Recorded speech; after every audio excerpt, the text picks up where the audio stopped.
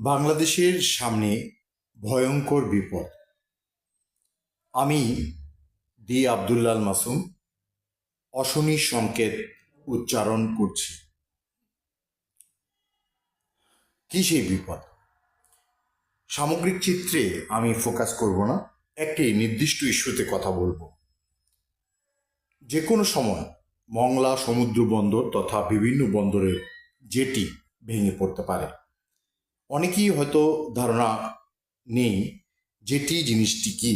Jetty হচ্ছে এমন একটি স্থান যেখানে বিদেশি জাহাজগুলো হারবর হয়ে এসে সমুদ্র বন্দরে ভিড়ে। এই জেটি নির্মাণ যদি ত্রুটিযুক্ত হয় তাহলে যে কোনো সময় জেটি ভেঙে পড়তে পারে, ধসে পড়তে পারে। অনেকে ভাববেন যে যদি কোনো কারণে জেটি ধসে পড়ে তাহলে সেক্ষেত্রে এটা সারাই করা গেলেই তো বোধহয় সমস্যার সমাধান হবে। কিন্তু আপনারা একবার ভেবে দেখেছেন কি, যদি যেটি ভেঙে পড়ে সেক্ষেত্রে বিদেশি জাহাজগুলো আর ভিড়তে পারবে না এবং এর ফলাফল কত ভয়াবহ হতে পারে একটি রাষ্ট্রের জন্য, বিশেষ করে উন্নয়নশীল আমাদের মতো একটি রাষ্ট্রের জন্য। যেটি ভেঙে পড়া মানে সমুদ্র বন্দরে জাহাজগুলো আর ঠিকমতো ভিড়তে পারবে না। ফলে কি ঘটনা ঘটবে? পুরো রাষ্ট্রের অর্থনীতি ধসে পড়বে রাতে রাতে। প্রতিটি পণ্য দ্রব্যের মূল্য 5 থেকে 8 গুণ বৃদ্ধি পাবে। জনজীবন দুর্বিষহ হয়ে পড়বে। এক ধরনের মঙ্গা, এক ধরনের দুর্ভিক্ষের আলামত কিন্তু পুরো রাষ্ট্রে দেখা দিবে।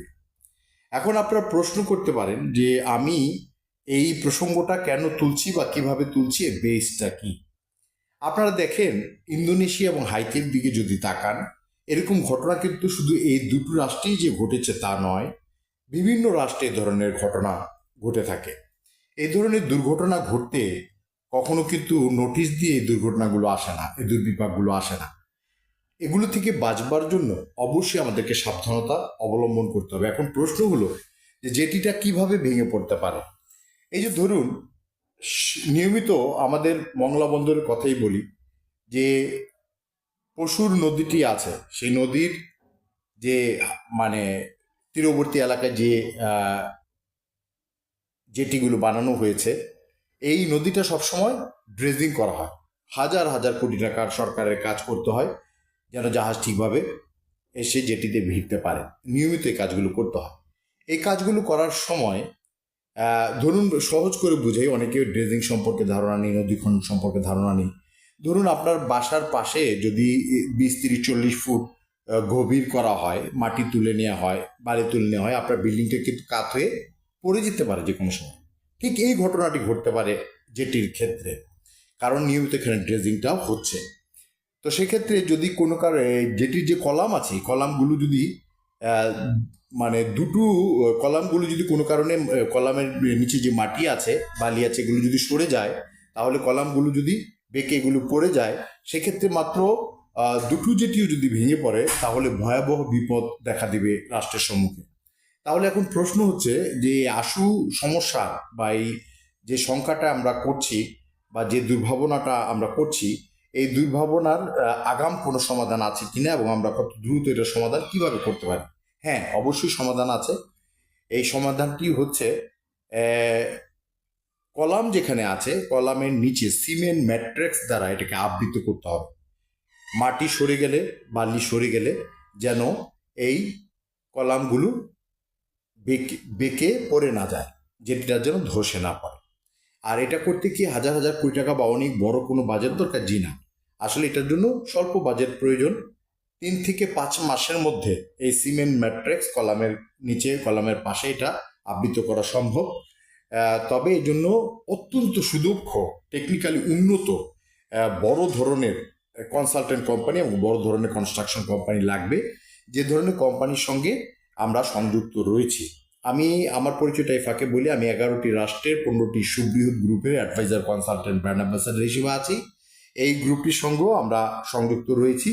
এই গ্রুপটি বিভিন্ন রাষ্ট্রে বিভিন্ন সময় এই ধরনের বড় বড় জেটি এবং বিভিন্ন এই ধরনের সলিউশনগুলো দ্বারা গত 15-20 বছর ধরে অত্যন্ত মানে দক্ষতার সাথে তারা সফলতার সাথে কাজ করছে এবং তাদের দীর্ঘমেয়াদী প্রজেক্টগুলো অত্যন্ত উন্নত বলে সারা পৃথিবীতে প্রমাণিত। তারা সর্বশেষ কাজ করছে ইরাকের আলফা জেটি বন্দর নিয়ে, জেটি নিয়ে। তো সেক্ষেত্রে আমি যেটা বলছি সেটা হচ্ছে সরকারের অনেক টাকার দরকার নেই, শুধু সদিচ্ছার দরকার। আমাদের আমলাতান্ত্রিক জটিলতার জন্য এবং সিদ্ধান্তের দীর্ঘসূত্রিতার জন্য অনেক সময় অনেক জরুরি কাজগুলিও আমরা ঠিকমতো সম্পাদন করতে পারি না। এই জেটির কাজটা কি আসলে খুব জরুরি কিনা এরকম প্রশ্ন যদি আসে, তাহলে আমি বলবো এটা একটা হসপিটালে আইসিইউ থাকা যেমন জরুরি, এই জেটি মানে কলামের নিচে বা পাশে এরকম সিমেন্ট ম্যাট্রিক্স দ্বারা আবৃত্তি করা ঠিক ততটাই জরুরি। কারণ বিপদ বলে কয়ে আসবে না, যে কোনো মুহূর্তে যে কোনো সময় হাইতি এবং ইন্দোনেশিয়ার মতো কিন্তু এই ধরনের ঘটনা ঘটতে পারে। আমি যেটা করব, আমি আমার টোটাল বক্তব্যটা এখানে রেকর্ড করে ইউটিউবে আপলোড করে এটা ডক্টর ইউনূস, বর্তমান সেনাপ্রধান, মুখ্য সচিব এবং যারা এই সংশ্লিষ্ট উপদেষ্টা আছেন সবার কাছে এটা আমি পাঠানোর চেষ্টা করব, হোয়াটসঅ্যাপে, ইমেইলে, এবং যাদেরকে রিচ করতে পারি না তাদেরকে কারো মাধ্যমে এটা যেন তাদের কাছে যায় সেজন্য আমি আপ্রাণ চেষ্টা করব। এখন আপনারা প্রশ্ন করতে পারেন যে এই জন্য তো ইঞ্জিনিয়ার আছে বুয়েট থেকে পাশ করা, বা এই জন্য সরকারের অনেক কর্মী আছেন, আমি কেন এটা নিয়ে কথা বলছি, আমার কি প্রয়োজন, বা আমি কে, এই বিষয়ে আমার ব্যাকগ্রাউন্ডটা কি? তাহলে আমি এটুকু আপনাকে বলি যে দেখুন, কারো বুকে যদি দেশপ্রেম থাকে, দেশকে সে ভালোবাসে, দেশের মানুষকে খাঁটি হৃদয় দিয়ে ভালোবাসে, এবং সেটার কোনো সমস্যা নিয়ে ফোকাস করা এবং সমস্যাকে ফোকাস করার চেয়ে সমাধানে ফোকাস করা, আমি মনে করি এটা তার পবিত্র দায়িত্ব, কর্তব্য। আমি আমার দেশকে ভালোবাসি, আমি আমার দেশের মানুষকে ভালোবাসি, আমি মানুষের বিপদে উদ্ধার করতে, মানুষের বিপদের পাশে দাঁড়াতে পছন্দ করি, ভালোবাসি। এটাকে আমার সর্বোচ্চ একটি ইবাদত মনে হয়। তো রাষ্ট্রের একটি ভয়ঙ্কর সম্মুখের বিপদ, অদেখা বিপদ, যেটা নিয়ে অনেকেই ভাবছে না, অনেকেরই এটা নিয়ে টনক নড়ছে না, আমি মনে করি তাদের দৃষ্টি আকর্ষণ করা এটা আমার পবিত্র দায়িত্ব ও কর্তব্য। আপনি যদি আমাদের যে ইঞ্জিনিয়ার আছেন, বুয়েটের ইঞ্জিনিয়ার, তাদের কথা প্রসঙ্গ তোলেন, তাহলে আমি বলবো যে এই যেটি বিষয় প্রজ্ঞা, জ্ঞান এবং দক্ষতার প্রশ্ন যদি তোলেন, তাহলে আমাদের বর্তমান ইঞ্জিনিয়াররা বুয়েট থেকে যারা পাশ করছে তারা ততটা এক্সপার্ট না। এখানে যারা পৃথিবীব্যাপী নিজেদের এক্সপার্টিজ পৃথিবীব্যাপী প্রুফ করতে পেরেছে এবং সুরক্ষাটা দিতে পেরেছে, আমি মনে করি এ ধরনের যোগ্য বিদেশি কোম্পানিকে কোনোরকমভাবে প্রভাবিত না হয়ে সঠিক কোম্পানিকে কাজটি যদি দেওয়া হয়, 4 থেকে 5 মাসের ভেতরে এই ভয়ঙ্কর, অদেখা, অজানা এবং অনিশ্চিত বিপদের থেকে আমরা নিজেদেরকে রক্ষা করার জন্য আমরা নিজেদেরকে আমরা করতে পারি, আমাদেরকে নিজেদেরকে আমরা রক্ষা করার জন্য আমরা সচেষ্ট হতে পারি।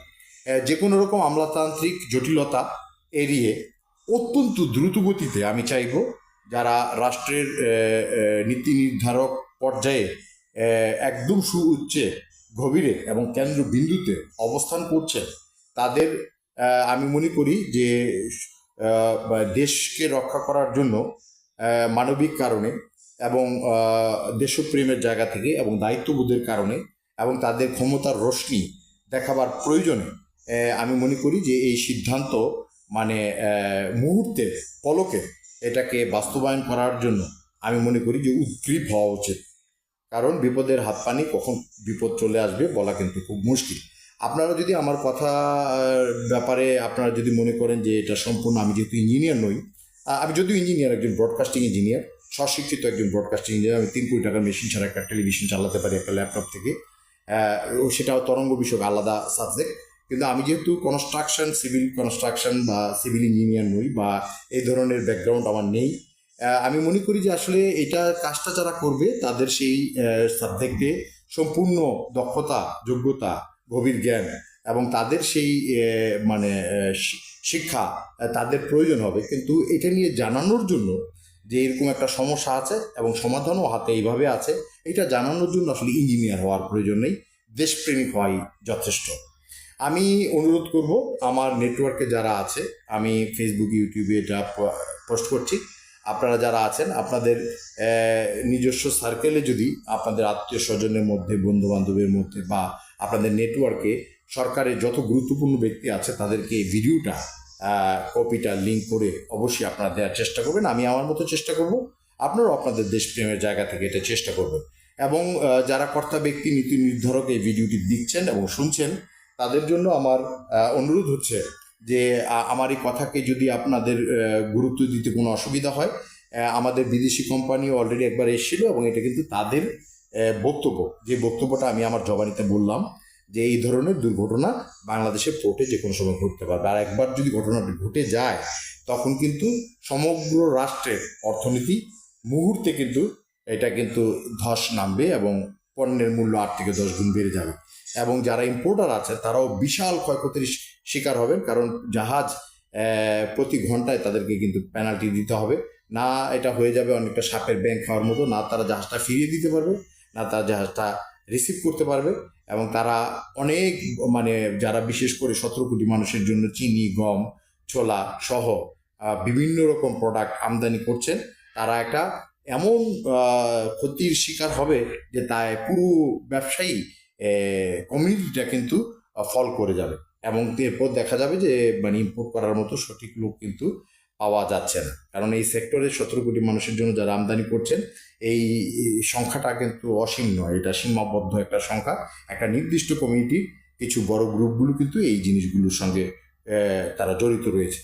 তো এই যে যেই মানে দুশ্চিন্তা এবং যে দুর্ভাবনা, যে আশঙ্কাটি আমাদের সামনে আছে, আমি মনে করি যে এটাকে সুরাহা করার জন্য অত্যন্ত মানে দ্রুতগতি সম্পন্ন হয়ে সিদ্ধান্ত গ্রহণ করে এটা সপ্তাহখানেকের মধ্যে এটা বাস্তবায়ন করা উচিত। আপনাদের সবার প্রতি অনুরোধ রইল এই ভিডিওটা ছড়িয়ে দিবেন, যেন সরকার নতুন করে ভাবতে বাধ্য হয় এবং চিন্তা করে, এবং আপনাদেরও নিজেদেরও, যেহেতু দেশটা আপনার আমার সকলেরই, একে বাঁচানোর জন্য আওয়াজ তোলা, এর কল্যাণ চাওয়া এবং নিজেদের জীবন ও ভবিষ্যৎকে আমাদের সুরক্ষিত ও সমন্বিত করা, এটা কিন্তু আমাদেরই দায়িত্ব, পবিত্র দায়িত্ব। জাহাজগুলো যে আমাদের এখানে আসে হারবোর থেকে, কিন্তু আপনারা জানেন বিদেশি জাহাজগুলো যখন হারবোরে আসে তখন কিন্তু আমাদের নির্দিষ্ট ক্যাপ্টেন আছে, বিদেশি ক্যাপ্টেনরা এটা জেটি হয়ে বা ক্যানেল হয়ে কিন্তু এটা জেটি পর্যন্ত পার্ক করতে পারে না, কারণ তার পার্কিংটা চেনে না। এটা নিয়ে আসে আমাদের ক্যাপ্টেনরা। এখন ক্যাপ্টেনরা হয়তো জাহাজটা চালাতে সুদক্ষ, কিন্তু অনেক ক্যাপ্টেন আছেন যারা কিন্তু জেটির এই দুর্বলতা সম্পর্কে তারা কিন্তু ভালো জানেন না। এবং যারা জেটির মংলা বন্দরের বলেন, চট্টগ্রাম বন্দরের বলেন, বাংলাদেশে তো বন্দরই আছে 3টি গুরুত্বপূর্ণ বন্দর, এর মধ্যে মংলা বন্দরে সম্ভবত আমি যতটুকু জানি, তথ্যটা সম্পূর্ণ সঠিক কিনা এটা আপনারা সার্চ করে দেখবেন, আমি যতটুকু জানি 3 থেকে 4টি জেটি আছে। তো এই জেটিগুলোর নিরাপত্তা বিধান করা, আর মংলা বন্দরটা কিন্তু খুব স্পর্শকাতর বন্দর। আপনারা দেখবেন যে যে রূপপুর পাওয়ার প্ল্যান্টের যত রকম রেডিয়াম, তারপরে যত রকম স্পর্শকাতর যে এই প্রোডাক্টগুলো আসে সব কিন্তু চট্টগ্রাম বন্দর হয়ে আসে না, সব কিন্তু মংলা বন্দর হয়ে আসে। এবং অনেকগুলো পয়েন্ট আছে যেখানে কিন্তু চট্টগ্রাম বন্দর হয়ে প্রোডাক্টগুলো এলে সে প্রোডাক্টগুলো ওখানে পৌঁছানো অনেক ঝক্কি ও ঝামেলার বিষয়, অনেক দীর্ঘসূত্রিতার বিষয়, অনেক খরচের বিষয়, এগুলি প্রায় অসম্ভব বটে। তো সেক্ষেত্রে আপনি দেখেন যে পদ্মা সেতুর যতগুলো প্রোডাক্ট এসে বাইরে থেকে ইম্পোর্ট হয়ে সব কিন্তু মংলা বন্দর হয়ে এসে। তাই আমি মনে করি যে জেটির নিরাপত্তা বিধান করার জন্য সর্বপ্রথম অতি দ্রুত প্রথমে মংলা বন্দরের নিরাপত্তা নিশ্চিত করার জন্য স্টেপ নেওয়ার দরকার, এবং পরপরই অন্যান্য যে বন্দরগুলো আছে সেই বন্দরগুলোর যেটি নিরাপত্তা বিধান করা উচিত। নইলে আমাদের সামনে কিন্তু ভয়াবহ বিপদ কিন্তু আমরা এড়াতে পারবো না। তো আমরা যদি মনে করি যে আমরা আসলে সমুন্নত থাকতে চাই, একটা সুনিশ্চিত ভবিষ্যৎ গড়তে চাই, আমি নিরাপত্তা বিধান করতে চাই, তাহলে এটা আমাদের দ্রুত বাস্তবায়ন করতে হবে। আর পাশাপাশি এটুকু বলবো যে আমাদের এই টোটাল কনস্ট্রাকশনের ইতিহাসে মানে আরও কয়েকটা ইস্যু আছে, যেমন ধরেন বেড়িবাঁধ, সারাই, এই ধরনের কিছু বিদেশি কোম্পানি আছে। আমাদের রাষ্ট্রে যেমন লাগে 1 থেকে 1.5 বছর বেড়িবাঁধ ছাড়াই করতে, আমাদের জার্মানির হুইস্কার কোম্পানি করতে পারে সেটা 11 দিনে। যাই হোক, এগুলি নিয়ে আমি আরও আলাদা ভিডিও করব এবং এগুলিও আমি সচেতনতার জন্য ছড়িয়ে দিব, এবং যারা রাষ্ট্র চালাচ্ছেন তাদের দৃষ্টি আকর্ষণ করব, এবং তারা, আমি আশা করি দেশকে তারা অবশ্যই ভালোবাসেন, অবশ্যই আমাদের থেকে বেশি ভালোবাসেন, এবং তারা যেহেতু একটি ক্ষমতার একটি ব্যবহার তাদের করার সুযোগ রয়েছে, অবশ্যই তারা রাষ্ট্রের নিরাপত্তা বিধানের জন্য 17 কোটি মানুষের জীবনকে সুনিশ্চিত করার জন্য তারা অবশ্যই সঠিক ও সুন্দর পদক্ষেপ অতি দ্রুত গ্রহণ করবেন। আপনাদের সবাইকে ধন্যবাদ। আপনারা ভালো থাকবেন। চীন, ইন্ডিয়া, নেপাল, ভুটান এগুলো কিন্তু ল্যান্ড লক কান্ট্রি। সো আমাদের যে সমুদ্র বন্দর আছে সেটা কিন্তু আঞ্চলিক একটি হাব এই পুরো এই এরিয়াটার জন্য। একনেক অলরেডি $300 মিলিয়ন বাজেট দিয়েছে বন্দরের সক্ষমতা বাড়ানোর জন্য। সেক্ষেত্রে যেটির সংস্কার করা বা যেটির নিরাপত্তা বিধানের জন্য সিমেন্ট ম্যাট্রিক্স স্থাপন করা, এটা অত্যন্ত মানে ছোট্ট একটি বাজেটের ন্যায়। এটা কিঞ্চিত একটা বাজেটের নেই, কিচ্ছুই না, শুধুমাত্র একটু সচেতনতা এবং একটু দ্রুত স্টেপ আমাদেরকে কিন্তু ভয়াবহ বিপদের হাত থেকে রক্ষা করতে পারে। যেটি নিরাপত্তার সঙ্গে সঙ্গে আরেকটি স্টেপ নেওয়া খুব জরুরি, সেটা পৃথিবীর সমস্ত আধুনিক বন্দরগুলোতে রয়েছে। বিষয়টা হলো ড্রোন দ্বারা পেট্রোল করানো। জাহাজগুলো যখন ভিড়ে থাকে, অনেক সময় রাতের বেলা নৌকা দিয়ে এসে জাহাজের মালামাল চুরি হয়। অনেক সময় জাহাজ থেকে কেউ রাতের বেলা পড়ে গেলে তাকে খুঁজে পাওয়া বা টোটাল জাহাজকে নিরাপত্তা বিধানের জন্য এটাকে বলা হচ্ছে বিশেষ ক্যামেরা সেট করা থাকবে ড্রোনের মধ্যে। ড্রোনটা উড়তে থাকবে। ড্রোন সম্পর্কে সবারই ধারণা আছে, কারণ ধারণা না থাকলে ইউটিউবে সার্চ দিয়ে দেখবেন। এই ড্রোন সারা রাত পাহারা দিবে জাহাজকে, বন্দরকে। এটা পৃথিবীর এখন সমস্ত আধুনিক বন্দরগুলোতে, সমুদ্র বন্দরগুলোতে কিন্তু এই ব্যবস্থা প্রচলিত হচ্ছে এবং হয়েছে। তো আমি একটা ল্যাটভিয়ার কোম্পানিরও ব্র্যান্ড অ্যাম্বাসাডার হিসেবে আছি বাংলাদেশের। আমরা হচ্ছে তাদের লিগালি এবং তাদের রিকগনাইজড অথরাইজড অফিস। তো আমরা এই ড্রোনগুলো আমরা বাংলাদেশকে দিতে পারবো, বাংলাদেশ সরকারকে দিতে সক্ষম। এবং এটার জন্য, এটা পরিচালনা করার জন্য যে ট্রেনিংটা লাগবে, আমরা বিদেশিদের এনে বাংলাদেশিদের সেই ট্রেনিংটা এবং প্রশিক্ষণটা দিতে সক্ষম এবং আগ্রহী। এবং এটা করলে যেটা হবে, কেউ কখনো জাহাজ থেকে পড়ে গেলে ড্রোন সেটা ডিটেক্ট করতে পারবে। কোনো রকম অনেক সময় গ্যাসের যেইগুলো আসে, এলপিজি গ্যাসের জাহাজগুলো আসে, অনেক সময় এখানে অনেক রকম চোরা লিক থাকে বা কোথায় টেম্পারের কারণে কোথাও লুজ হয়ে যাচ্ছে, তাদের ইগুলো এটা সে ডিটেক্ট করতে পারে, অ্যাডভান্স ডিটেক্ট করতে পারে। যেখানে এই ধরনের কিন্তু বড় ধরনের অগ্নিকাণ্ড যে কোনো সময় ঘটতে পারে। বিশেষ করে এলপিজির যে জাহাজগুলো আছে, গ্যাসের যে জাহাজগুলো আসে, এগুলো থেকে কিন্তু যে কোনো সময় ব্লাস্ট এবং যে কোনো সময় বড় ধরনের ক্ষয়ক্ষতি হওয়ার একটা সম্ভাবনা তৈরি হতে পারে লিকেজ থাকলে। এই লিকেজগুলো আমাদের ড্রোন আগে থেকে ডিটেক্ট করতে পারে। নাম্বার 1, কেউ জাহাজ থেকে পড়ে গেলে তাকে ডিটেক্ট করতে পারে, উদ্ধার করা সহজ হয়। নাম্বার 3, সারা রাত পেট্রোল ডিউটি করতে পারে, অনেকটা নাইট গার্ডের মতো। সমস্ত নিরাপত্তার বিধান সে করতে পারে, চুরি থেকে জাহাজ, বিভিন্ন রকম চুরি থেকে জাহাজকে বাঁচাতে পারে। এবং এরকম আরও বেশ কিছু বেনিফিট আছে। আমি মনে করি যে দুটো স্টেপ খুব জরুরি এখন দরকার। 1 নম্বর হচ্ছে যেটির কলাম সিমেন্ট ম্যাট্রিক্স দ্বারা সমুন্নত করা, আশঙ্কা থেকে পুরো রাষ্ট্রকে অর্থনৈতিক ধস থেকে রক্ষা করার জন্য এটা দ্রুত বাস্তবায়ন করা, এবং ড্রোন সংযুক্ত করা। এই দুইটা জিনিস হলে, এবং পাশাপাশি যদি আরেকটি বিশেষ সফটওয়্যার দ্বারা টোটাল পরিচালনাটা করা হয় টোটাল বন্দরের, আমি মনে করি যে অনেক সময় বেঁচে যাবে। সরকার অনেক দূর এক কদমে অনেক দূরে এগিয়ে যেতে পারবে, অনেক জরুরি সময়গুলো বাঁচাতে পারবে। অনেক সময় অনেক ইম্পোর্টার আছে যারা সমুদ্র বন্দরে জাহাজ ভিড়িয়ে এগুলো খালাস করতে অনেক সময় লাগে এবং একটা দীর্ঘসূত্রিতা হয়, এবং এর ফলে তাদের অনেক টাকা জরিমানা গুনতে হয়। প্রতি ঘন্টায় $1000 তাদেরকে পেনাল্টি দিতে হয়। এই সমস্যাগুলো থেকে বাঁচতে পারবে।